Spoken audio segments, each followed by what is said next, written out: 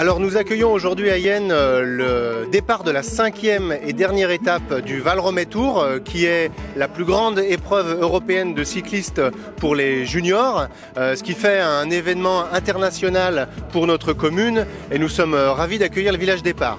Alors pour la commune de Yenne, c'était un défi, un enjeu de recevoir ce départ du Val-Romey Tour, puisque c'est une compétition internationale avec des équipes venant du monde entier.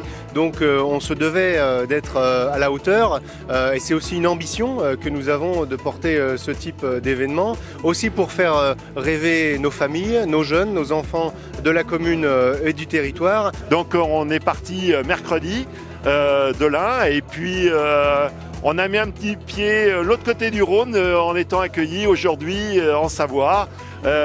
François Moiroux est venu voir l'année dernière une étape, et puis on a trouvé un deal ensemble pour venir ici, et je dois dire que nous sommes admirablement accueillis.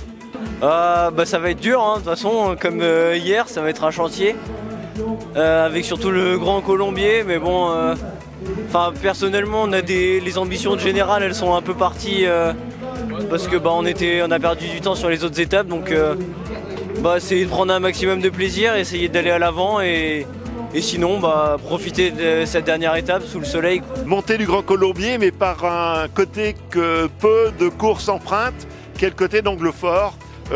C'est pas facile. L'avantage, on a pensé un petit peu au confort des coureurs, si je puis dire, c'est tout à l'ombre. C'est, je pense, le seul avantage qu'ils peuvent avoir, parce que c'est très dur.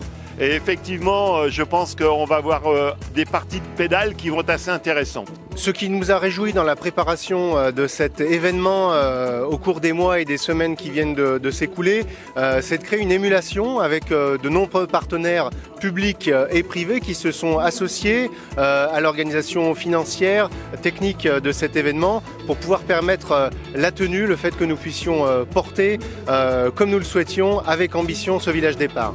On espère pas mettre qu'un pied en Savoie, mais de venir mettre les deux pieds en Savoie pour une étape pour 2024.